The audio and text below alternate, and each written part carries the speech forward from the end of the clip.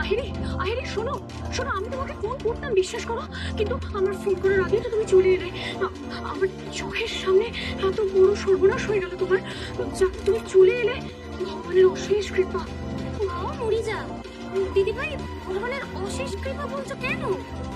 মানে তখন তো রাঙার বিয়েটা হয়ে গেছিল, এগুলো তো রাঙার মাথায় সিঁদুরটা পরিয়ে দেখছিল।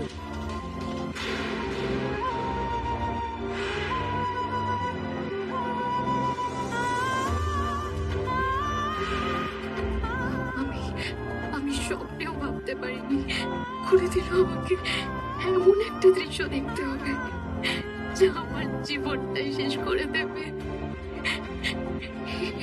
এটা যে আমি কিছুতেই ভাবতে পারছি না, কিছুতেই মেনে নিতে পারছি না।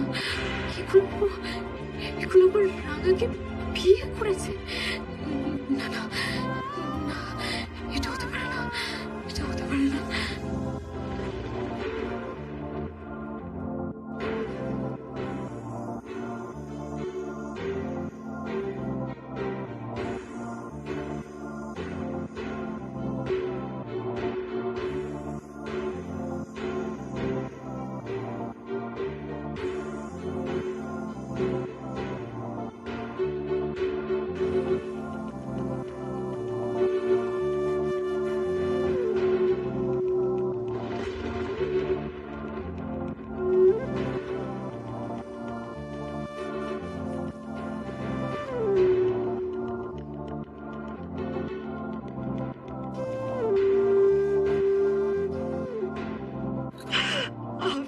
অপরাধী আহিরি, তোমার জীবনে এরকম হলো শুধুমাত্র আমার জন্য। বিশ্বাস করো, আক্কু আমার জন্য বিয়েটা করেছে, আমি ওকে বাধ্য করেছি বিয়ে করতে। তুমি আবার ক্ষমা করে দাও আহিরি, আমায় ক্ষমা করে দাও।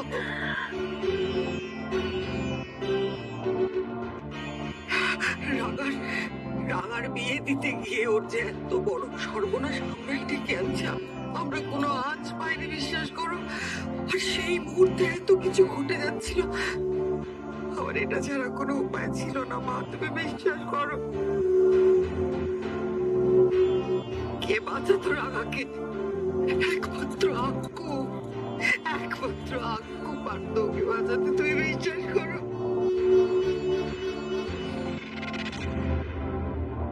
আমাকে তুমি ক্ষমা করে দাও, আমার ক্ষমা করে দাও, ক্ষমা করে দাও। আমার মেয়ের গোটা জীবন, তার সমস্ত স্বপ্ন শেষ করে দিয়ে এখন হাত জোর করে ক্ষমা চাইছেন? যে মেয়েটা 24 ঘন্টা শুধু এগুলো তার সাথে বিয়ে করে এটা করবো ওটা করবো, কোথায় হানিমুনে যাব, কত স্বপ্ন। আর সেখানে আপনি কি করলেন?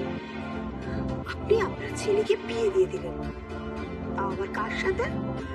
একটা বাড়ির কাজের মেয়ের সাথে।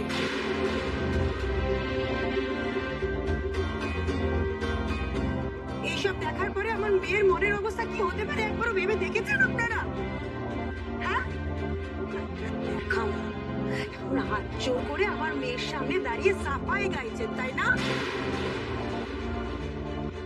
নন্দিনী, আমায় কথা বলতে দাও। তুমি চুপ করো। আর কি বলবে তুমি? আর কি বলার আছে? যে মা তার নিজের ছেলেকে একটা কাজের মেয়ের সাথে বিয়ে দিতে পারে, তার মানসিকতা আমার খুব ভালো করে বোঝা হয়ে গেছে।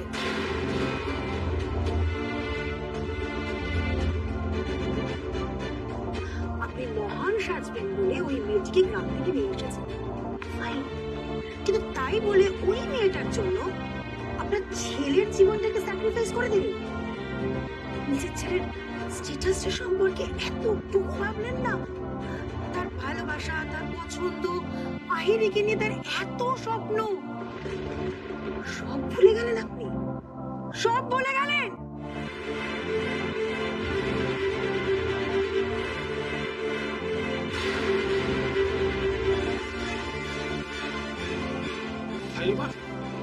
কি হয়েছে? শরীর খারাপ লাগছে? বাবা প্লিজ ছাড়ো আমাকে। একটু বস তুই। আমাকে ছাড়ো, আমার কিছু ভালো লাগছে না। একটা সময়ের পর থেকে আমার লাইফের সমস্ত ডিসিশন আমি নিজে নিয়েছি। এখন ওকে ভালোবাসা, ওকে বিয়ে করে এই বাড়ির বউ হয়ে আসা, এই সমস্ত ডিসিশন আমার নিজের নেওয়া রাইট। এই পুরো সিচুয়েশনটা আমার হালে ছেড়ে দাও, আমাকে সামলাতে দাও। এগুলো এয়ারহোস্টেসের ট্রেনিং এর সময় ক্র্যাশ ল্যান্ডিং এর কি সেফটি মেজার্স নিতে হয় সেগুলো আমাদের শেখানো হয়েছে, কিন্তু এভাবে কখনো নিজের জীবনে যদি ক্র্যাশ করে যায় তাহলে কি করতে হয় আমি কিচ্ছু বুঝতে পারছি না। আমি কিছু বুঝতে পারছি না। তুমি আমার সকল প্রকার ইন্ডিয়ান সিরিয়াল সবার আগে পেতে আমাদের চ্যানেলটি সাবস্ক্রাইব করুন এবং পাশে থাকা বেল আইকনটি বাজিয়ে দিন।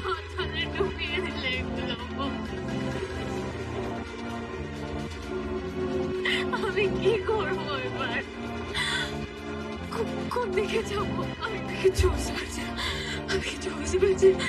তুমি রানাকে বিয়ে করে নিলে,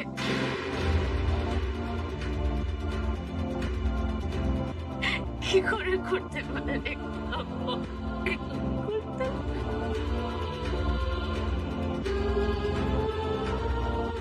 প্লিজ কিছু একটা প্লিজ কিছু একটা করো। আরে তোমার শ্বাসকষ্ট হচ্ছে দিদি ভাই, তাড়াতাড়ি ইনহেলারটা নিয়ে আয়। হ্যাঁ এক্ষুনি আনছি। তুমি একটু বসো না, শান্ত হয়ে প্লিজ। কেন বসবো? এটা ধরো, এটা ধরো। কেন বসবো আমি কি করবো এখানে বসে? আমি এখানে কার সাথে কথা বলবো? এখানে আমার কারোর সাথে কোনো কথা নেই। এখানে আমার শুধু একলব্যের সাথে কথা আছে। একলব্য কেন? তুমি যখন আন্টির কথা মাথায় বিয়ে করবে তাহলে আমাকে কেন এত স্বপ্ন দেখালে? তাহলে এত ভালোবাসার কথা কেন বলেছিলে? কেন?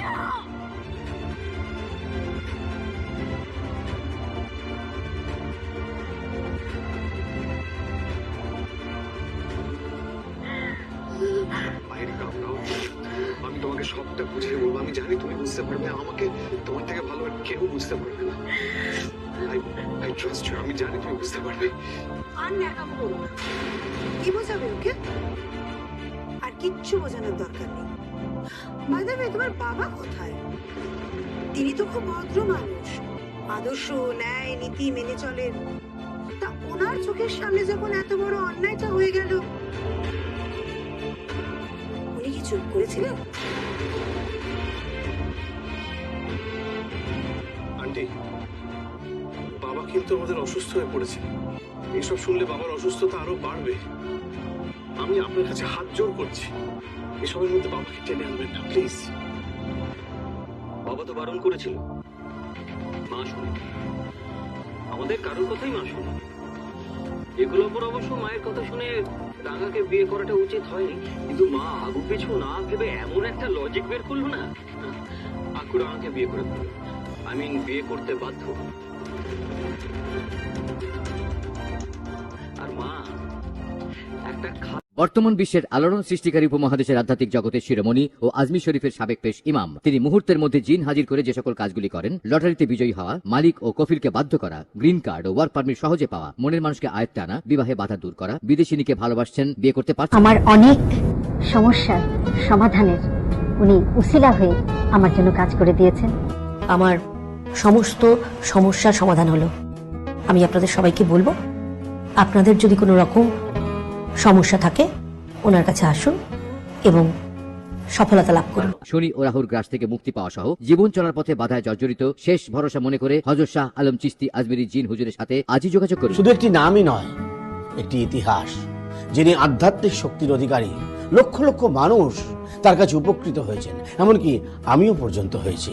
তিনি মুখ দেখে বলে দিতে পারেন আপনার অতীত, বর্তমান ভবিষ্যৎ। কত রকম প্রবলেম মানুষের, সমস্ত কিছু উনি মিটিয়ে দেন আমার নিজের চোখে দেখা। আপনাদের কাছে আমার অনুরোধ, একবার আসুন না, ওনার সঙ্গে কথা বলুন না, ওনার সব পরামর্শ শুনুন না, দেখুন না কি হয়। আমার তো মনে হয় খুব ভালো। আমার যত ব্যবসা বাণিজ্য বলেন, পারিবারিক বলেন, যত সমস্যা এবং শারীরিক যত সমস্যা আছে, আমি ওনার কাছে আসি, আমি অনেক উপকৃত। আমার মাঝে একটা পরিবর্তন আসলো এবং আমি আলোর সন্ধান পেয়েছি, আলোকিত হয়েছি। আমি সুফল পেয়েছি, আশা করি আপনারাও সুফল পাবেন। খারাপ ছেলের সঙ্গে রাঙার বিয়ে হতে হতে হয়নি, তাতে কি হলো? হয়নি তো হয়নি। এখন না ওই লগ্ন ভ্রষ্টা টষ্টা এসব কেউ ভাবে না, এসব এখন চলে না। আর রাঙা তো এগুলো আপনাকে বিয়ে করতে চায়নি, কিন্তু তোমার মনে হলো বিয়ে না করলে রাঙার জীবনটা নষ্ট হয়ে যাবে, তাই নিজের ছোট ছেলের হাতে রাঙাকে তুলে দিয়ে রাঙার জীবনটা তুমি উদ্ধার করলে।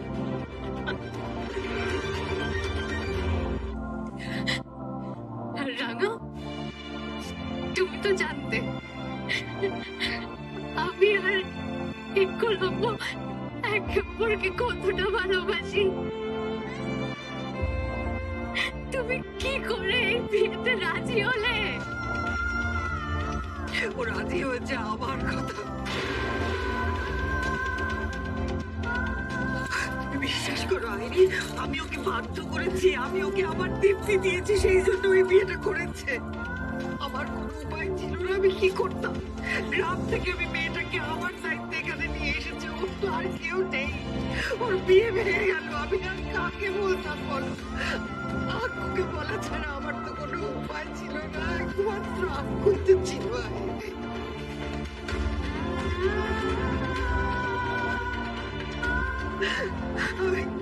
আমি জানি আমি সারা জীবন তোমার অপরাধী হয়ে থাকবো, আমি তোমার অপরাধী হয়ে থাকবো। শুধু একটা কথা বিশ্বাস করো, আমার যদি আর কোনো উপায় থাকতো, আর একটা কোনো উপায় থাকতো, এই বিয়ের কথা আমি ভাবতাম না। তুমি আমায় ক্ষমা করো, তুমি আমায় ক্ষমা করো। পিতা, তুমি এখানে দাঁড়িয়ে দাঁড়িয়ে কি করছো?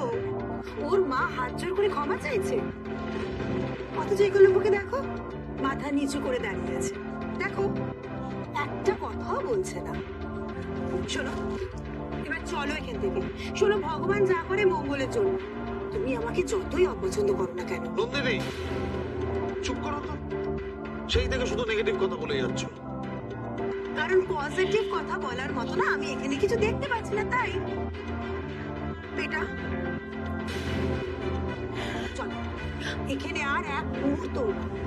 তোমার ভাগ্য ভালো যে বিয়ে করার আগেই সবকিছু হয়ে গেছে, বুঝে গেছো তুমি ছেলেটাকে। যে ছেলেটা একটা বাড়ির কাজের মেয়েকে বিয়ে করতে পারে, তার সাথে তোমার রিলেশন ছিল, ভাবতে গা ঘিন করছে। বেটা প্লিজ চলো এখান থেকে, চলো। না দিদি ভাই, দিদি ভাই কোথাও যাবেন না। দিদি ভাই তো বিশ্বাস তো কর, আমি বিয়েটা করতে চাই নাই রে, কখনো চাই নাই, অরুণ বাবু চাই নাই, তো বিশ্বাস কর। কপালে ফেরে এটা করতে আমরা বাধ্য হয়েছি রে, আমি আর কি করতাম বল? আর আমি এবার আমি কি করবো? একলব্য তুমি বল, এবার এবার আমি কি করবো? তুমি তুমি তো রাঙাকে বিয়ে করে নিলে, আমি কি করবো? আমার কি তাহলে বাড়ি গিয়ে সুইসাইড করে নেওয়া উচিত?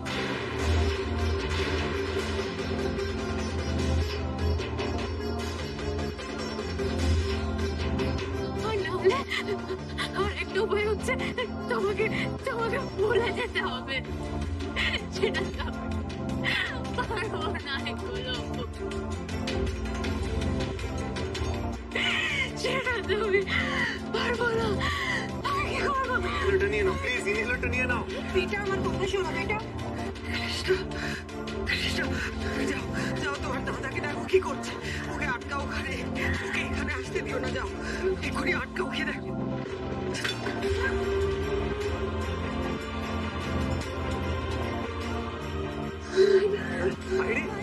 অঙ্কুরদা, অঙ্কুরদা তুমি ডাক্তারের ফোন করো, নয় তোকে হসপিটালে নিয়ে গিয়ে ট্রিটমেন্ট করাতে হবে। ও প্যানিক অ্যাটাক হচ্ছে, বাড়িতে থেকে এভাবে চিকিৎসা হবে না। আমি আমি আমি করছি।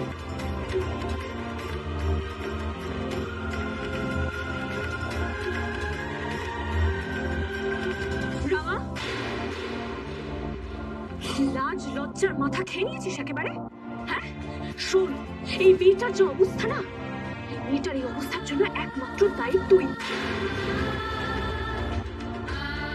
একলব্য তোকে বিয়ে করেছে ঠিকই, কিন্তু একলব্য একমাত্র ভালোবাসে আহিরিকে, আর সারা জীবন বাসবে। বুঝতে পেরেছিস? আহিরি তোকে যত দেখবে ও তত অসুস্থ হয়ে পড়বে। তুই দাঁড়াস না, তুই চলে যা, যা এখান থেকে। মা, এটা আপনি কি করলেন? আমরা সব সময় ভাবতাম আপনি বুদ্ধিমতী, ভাবতাম আপনি সব দিকটা সমানভাবে সামনে চলতে পারেন, কিন্তু এটা আপনি কি করলেন? আপনার একটা ছোট্ট ভুলের জন্য সংসারটা শেষ হয়ে গেল, সবকিছু লন্ডভন্ড হয়ে গেল। আপনি ভাবুন তো, এই নিরপরাধ আহিরের এখন কি হবে? হে ভগবান, এই মেয়েটার জীবনটা তো শেষ হয়ে গেল। সারা জীবন এখন এই মেয়েটার হায় আমাদের সংসারে লেগে থাকবে। হে ভগবান, কি হবে? কি হবে এখন? চল না।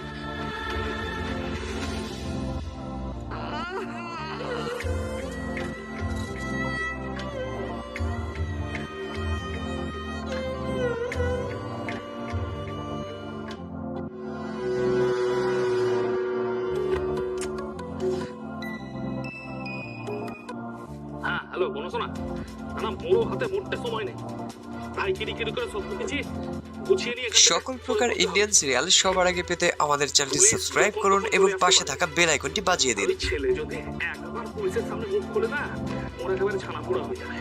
আরে বাবা, সেই জন্যই তো ফোনটা করছিলাম। এখানে যা ঘটনা ঘটে গেছে না, তারপরে যদি তুমি ধরা পড়ে যাও তাহলে ব্যাস সর্বনাশ হয়ে যাবে। আর এই বাড়ির লোকেরা যদি জানতে পারে না যে এই সব কিছুর পিছনে মু আর দিদিভাই আছি, তাহলে ব্যাস এই বাড়িতে আর থাকা হবে না, ঘর ধরে একবারে বের করে দেবে। আরে না, তুমি কিছু চিন্তা করো না। শোনো, দেখ, উৎপলকে আমি যতটুকু চিনি, ও কিন্তু মুখ খুলবার ছেড়ে দেবে। আর মুখ খুলবে কেন? ও তো টঙ্কা পাবে। তবে কি বলতো, সাবধানেরও মাল। তাই আমি সব কিছু প্রমাণপত্র একেবারে লোপাট করে দিচ্ছি।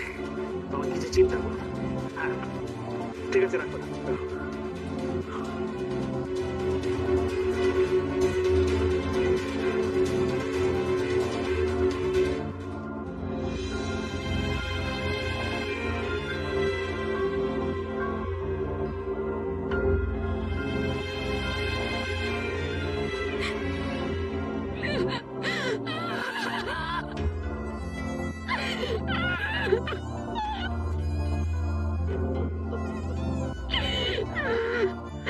তুই এমনটা কেন করলি রে নিজের দিদিমণি?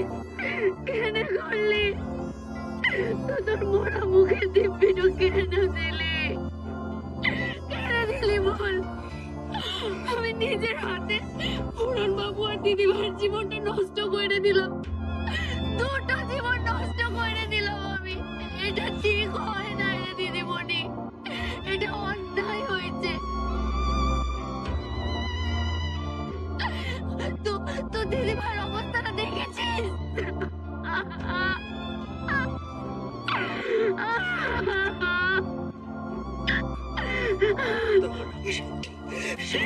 আমার কথাটা ভালো করে শোন। যা হয়ে গেছে তা তো আর ঘটানো যাবে না। তোর আর আঙ্কুর বিয়ে হয়ে গেছে, তুই এখন ওর স্ত্রী, এটাই সত্যি, এটাই তোকে মানতে হবে, বুঝতে হবে তোকে।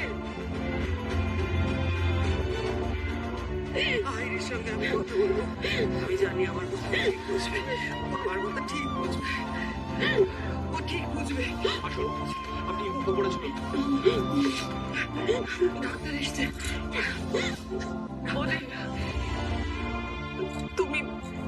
তুমি যেও না। আইরির মা তোমাকে যেভাবে অপমান করছে, তুমি সেসব শুনতে পারবে না বৌদি। না, যেও না, তুমি বরং দাদার কাছে যাও, দাদার তো শরীরটা ভালো নেই। বর্তমান বিশ্বের আলোড়ন সৃষ্টিকারী উপমহাদেশের আধ্যাত্মিক জগতের শিরোমণি ও আজমির শরীফের সাবেক পেশ ইমাম, তিনি মুহূর্তের মধ্যে জিন হাজির করে যে সকল কাজগুলি করেন, লটারিতে বিজয়ী হওয়া, মালিক ও কফিলকে বাধ্য করা, গ্রিন কার্ড ও ওয়ার্ক পারমিট সহজে পাওয়া, মনের মানুষকে আয়ত্তে আনা, বিবাহে বাধা দূর করা, বিদেশিনীকে ভালোবাসছেন, বিয়ে করতে পারছেন। আমার অনেক সমস্যার সমাধানের উনি উসিলা হয়ে আমার জন্য কাজ করে দিয়েছেন। আমার সমস্ত সমস্যার সমাধান হলো। আমি আপনাদের সবাইকে বলবো, আপনাদের যদি কোনো রকম সমস্যা থাকে ওনার কাছে আসুন এবং সফলতা লাভ করুন। শনি ও রাহুর গ্রাস থেকে মুক্তি পাওয়া সহ জীবন চলার পথে বাধায় জর্জরিত শেষ ভরসা মনে করে হযরত শাহ আলম চিশতি আজমেরী জিন হুজুরের সাথে আজই যোগাযোগ করুন। শুধু একটি নামই নয়, একটি ইতিহাস, যিনি আধ্যাত্মিক শক্তির অধিকারী। লক্ষ লক্ষ মানুষ তার কাছে উপকৃত হয়েছেন, এমনকি আমিও পর্যন্ত হয়েছি। তিনি মুখ দেখে বলে দিতে পারেন আপনার অতীত, বর্তমান, ভবিষ্যৎ। কত রকম প্রবলেম মানুষের, সমস্ত কিছু উনি মিটিয়ে দেন। আমার নিজের চোখে দেখা। আপনাদের কাছে আমার অনুরোধ, একবার আসুন না, ওনার সঙ্গে কথা বলুন না, ওনার সব পরামর্শ শুনুন না, দেখুন না কি হয়। আমার তো মনে হয় খুব ভালো। আমার যত ব্যবসা বাণিজ্য বলেন, পারিবারিক বলেন, যত সমস্যা এবং শারীরিক যত সমস্যা আছে, আমি ওনার কাছে আসি, আমি অনেক উপকৃত। আমার মাঝে একটা পরিবর্তন আসলো এবং আমি আলোর সন্ধান পেয়েছি, আলোকিত হয়েছি। আমি সুফল পেয়েছি, আশা করি আপনারাও সুফল পাবেন ইনশাআল্লাহ। তাদের কাছে গিয়ে বসো। চলো চলো চলো।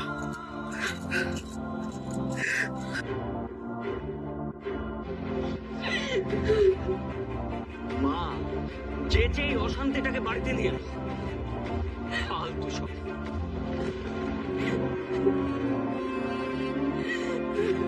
সেই মেয়েটার নিয়ম ভাঙা জন্ম অসহায়, গাছের বুকে মায়ের সুবাস দিব্যি খুঁজে পায়, তার দুঃখ আপনজন, তার ধুলো ভাঙা পুরান বাবু আর দিদি ভাই দুজন দুজনকে ভালোবাসে। ওদের মাঝখানে আমি কখনো বাধা হয়ে দাঁড়াইব না। আমার সব অধিকারটা ছেড়ে এখান থেকে চলে যেছি। আপনার প্রিয় রাঙা বাবা, সে তো সমস্ত গয়নাগাটি নিয়ে চলে গেছে, পালিয়ে গেছে বাবা। পালিয়ে গেছে?